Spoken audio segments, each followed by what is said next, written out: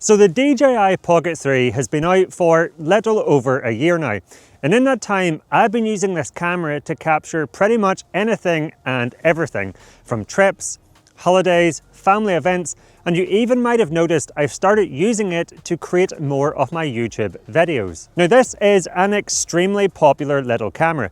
I see it being used absolutely everywhere. Everyone seems to be using it, and for good reason. But it isn't without fault. So now that I have over a year's worth of experience under my belt with this camera, I would like to share with you a few pros and some of the cons I've discovered in that time so that you can work out if the Pocket 3 is still for you now that we are into 2025. Let's jump right in. And let's start positive with the first pro of the Pocket 3, which has to be its video and image quality. It's fantastic. I still can't quite believe you can get footage that looks this good from a camera this small. And unlike some other cameras, it doesn't just look good when the lighting is ideal. So even if it's not a blue skies sunny day, maybe it's quite overcast and cloudy, which unfortunately it is quite a lot in Northern Ireland, you're still going to get great looking videos from this camera. And that also goes if you're recording in lower light or nighttime situations, due to the fact it has a dedicated low light mode, which applies more noise reduction to the footage, and this looks impressively clean. Something else that is impressive is the specs. You get a 1-inch sensor allowing you to capture up to 4K 60 FPS footage, although there is a slow motion mode which bumps this up to 120 FPS at 4K. And you also get access to D-Log AM, a color mode that produces flatter footage that preserves the highlights and shadows better, so you get more flexibility when color grading the footage in post. Although in my time using this camera, I've almost exclusively used the normal color mode just so I can get the footage from the camera and use it as quick as possible. But all three color modes are 10-bit, which is fantastic. Although just be aware, if you change to capturing vertical video with the Pocket 3, which you can do by rotating the screen, the resolution does drop down to 3K, which I don't think is that big of an issue, because if you are going to upload that vertical video to something like Instagram, it's going to get compressed anyway, so 3K is more than enough. Now the Pocket 3 also comes with a 3-axis mechanical gimbal, which will help keep your footage super smooth. Although I have noticed if you're somebody who walks a little bit heavier footed like myself and you're holding the Pocket 3 out like this, you will often see some bobbing up and down in your footage. Now this is fine if you're just using it for vlogging, but if you want that ultra smooth cinematic footage, you do need to pay a little bit more attention to how you're walking. Now, there are two other little niggles I've discovered in my time using this. The first is, out of the box, the footage is just way too sharp. I don't know why all modern action cameras, drones, and the Pocket 3 have this overly aggressive over-sharpening being applied to the footage, but I would much rather the footage looked nice and natural. Thankfully, you can go into the settings and dial back the sharpness. Secondly, the autofocus, while pretty good, does occasionally miss the mark. It seems to work absolutely fine if you're holding the Pocket 3 close to yourself. Again, maybe you're vlogging to it. But if you then put the Pocket 3 on a tripod and walk that little bit further back, you will occasionally find some of your clips are out of focus. Now again, this is easily fixed by making sure to tap on yourself on the screen before you hit record, and that way you will know you are in focus. Now the next big benefit I've discovered of the Pocket 3 over the past year of using it has to be its ease of use. So this camera comes with a protective cover, and once placed inside, you can simply just put it in your pocket.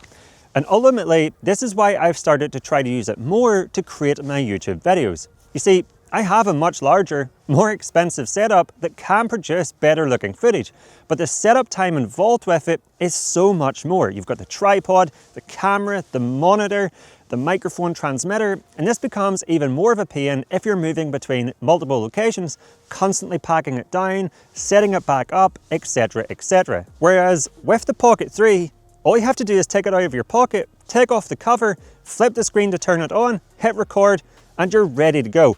It's so fast, and you can even skip that last step if you turn on screen rotate to capture, as then when you rotate the screen to turn the Pocket 3 on, it will automatically start recording.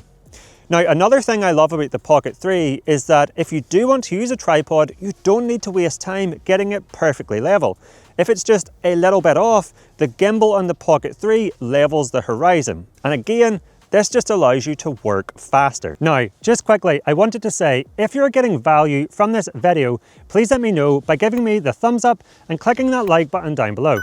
And if you love all things Pocket 3, but also drones, action cameras, gimbals and more, and want to learn about the best settings to get up and running quickly, along with tips and tricks to help you get more cinematic videos and better looking images with your gear, then I recommend you click that subscribe button down below.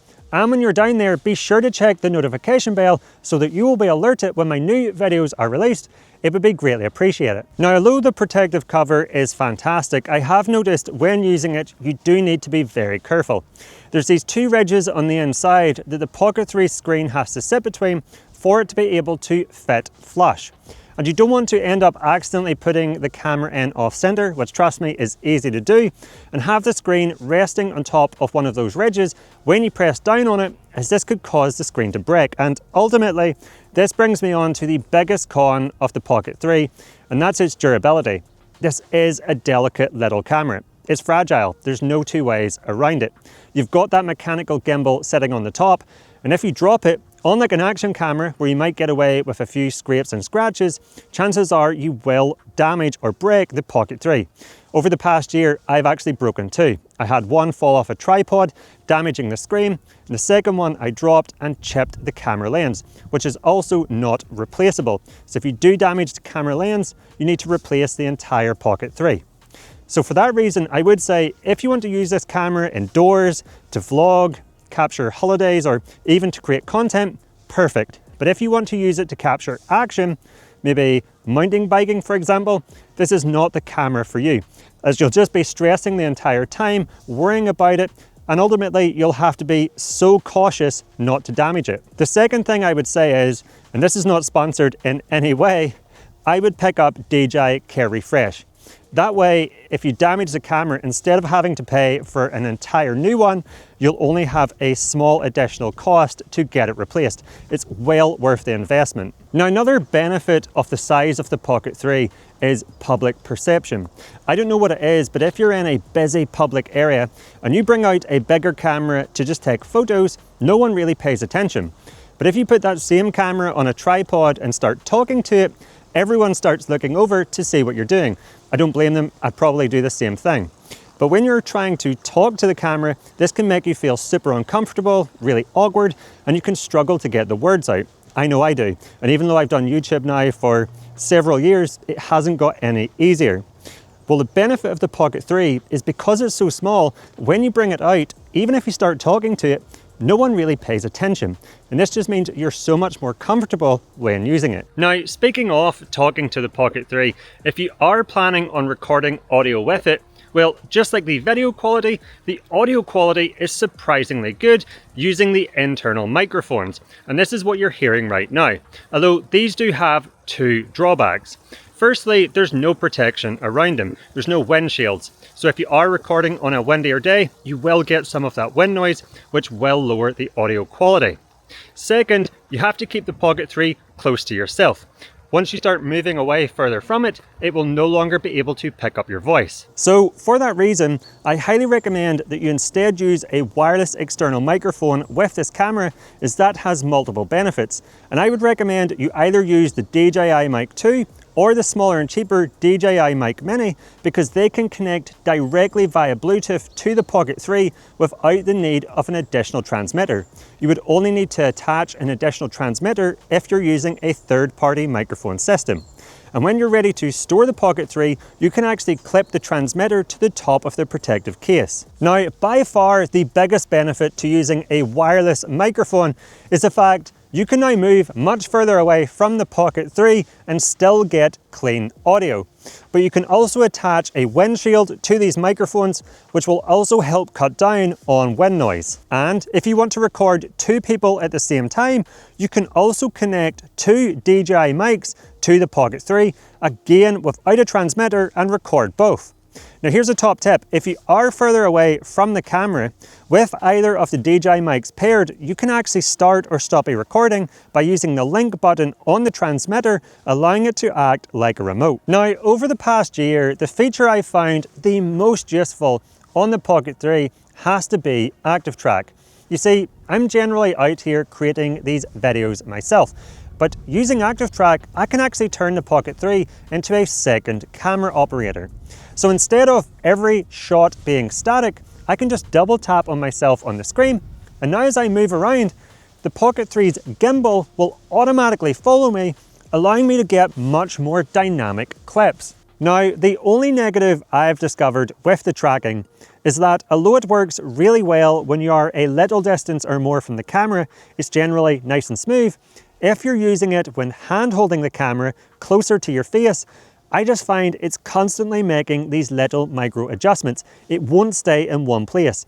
Even if you hold your arm super steady, which in the real world you won't, your arm is going to move around a bit, you can see it's constantly adjusting the framing. And I've actually had a few people comment on some of my Pocket 3 videos saying that these micro jitters were actually starting to make them feel nauseous. So for that reason, when I'm now using the Pocket 3 up close, I don't use the tracking, and this cuts out on those constant adjustments, leading to much smoother footage. Now, speaking of hand holding the Pocket 3, I mentioned in my initial review, I actually think it's quite an awkward design to hold. You see, if you hold it with a decent grip, you end up covering the joystick, which can lead to you accidentally moving the gimbal during a recording. And if you rotate the screen to portrait mode and hold it, you end up covering the bottom portion of the screen. Now, the fix I have found for this is to simply attach the extended battery handle, which comes with the Creator combo, and this not only has the benefit of making the Pocket 3 easier to hold without covering the controls, but it will also extend the battery life. Now, when it comes to the battery life of the Pocket 3, unfortunately, the battery is sealed inside, so you can't remove or replace it. So this means you can't charge lots of additional batteries like you can with most action cameras and then just swap them out, which may be an issue for some. Now, the Pocket 3 has an official max rated runtime of 2 hours and 46 minutes, which I think is pretty close to reality. I did do a long continuous recording test once and got to around 2.5 hours before it died, although this very much depends on the camera settings you are using. Although, let's be honest, you're probably never going to capture a recording that long with the Pocket 3. You will either capture lots of short clips. For example, we were recently on a trip in Rome, and the Pocket 3 was the only camera I took, and I just kept it in my pocket all day. And then when I seen something I wanted to capture, I could bring it out nice and fast, capture the clip, and then when I was done, it could go straight back in my pocket. Although, being honest, most of the clips I captured were off scaffolding because a lot of the landmarks are currently being repaired or renovated in Rome, and that was something I only found out when I got there, but I'm not complaining. You might also use the Pocket 3 to capture slightly longer 20 or 30-minute clips if you're vlogging to it. Now, whereas I think 2.5 hours battery life is okay, there's definitely been days where I was capturing those longer 20-30-minute clips that I did run out of power before I was done recording, which is frustrating. So I absolutely recommend getting the bundle with the extended battery handle, as this can give you roughly another 1 hour and 40 minutes of runtime, and I really couldn't be without this, being honest. And the best part is it's also hot swappable. So if you're in the middle of a recording and you notice the battery is getting low, you can attach it without needing to stop the recording. Now, when it comes to charging, the Pocket 3 does have an incredibly, almost unbelievably fast charge time, allowing you to charge it from 0 to 80% in only 16 minutes, so you can charge it back up really quickly. So, are there any other major drawbacks to this camera? Any other cons? Well, not really. Generally, it's fantastic. If I was being really picky, I would say, although today is absolutely beautiful, it does rain here quite a lot. So the fact the Pocket 3 has no weather sealing can get frustrating. There's definitely been days where I've had to give up recording because the Pocket 3 is getting wet. I also have to say, I really don't like the magnetic filters. Although they snap on really easily, I would prefer if they twisted or locked in place in a more secure way, much like DJI's drones. I just always am worried that I'm going to lose a filter when it's attached to this camera. It's also worth knowing that when you do have a filter attached and you turn the Pocket 3 off, the gimbal can't actually fully rotate into its locked position, meaning you can't put it into the protective case with a filter attached. But none of these are deal breakers. Now, one of the last pros of the Pocket 3 has to be the fact you can control it remotely with your smartphone. Now, being completely honest, when I first got this camera, I thought, yeah, that's pretty cool, but it's not something I'm ever going to use. But over the past year, it's actually turned out to be one of the features I have used most. And the reason for that is it allows you to remotely adjust the framing by moving the gimbal, change the camera settings, start an active track, start or stop a recording, and more. And it means if I am further back away from the Pocket 3, I don't need to keep coming back up to it to make adjustments. And when you're trying to frame a shot where you're standing further back, you literally can't see the Pocket 3 screen, it's so small. So you don't know if you are centered or not. So to be able to preview and make adjustments with the smartphone app is invaluable. So those are some of the pros and cons from my experience of using the Pocket 3 over the past year. Now, like every camera, it's not perfect, but I have to say it's pretty darn close. It's kind of mind-boggling we're at a point where you can get such good quality from a small little pocket camera like this, and if 2025 is the year you want to start creating content, then honestly, this is the ideal camera. Take it from me, someone who is transitioning to using it more and more, even though I have a better, more expensive setup. But I would love to hear your thoughts. If you have a Pocket 3, what do you think of it? And if you don't have one and chose something else, let me know what and why in the comments down below. Now, if you want to learn even more about this little camera, then here is a video going over 100 tips, tricks, and hidden features that I highly recommend checking out by clicking up here or by using the link in the description down below.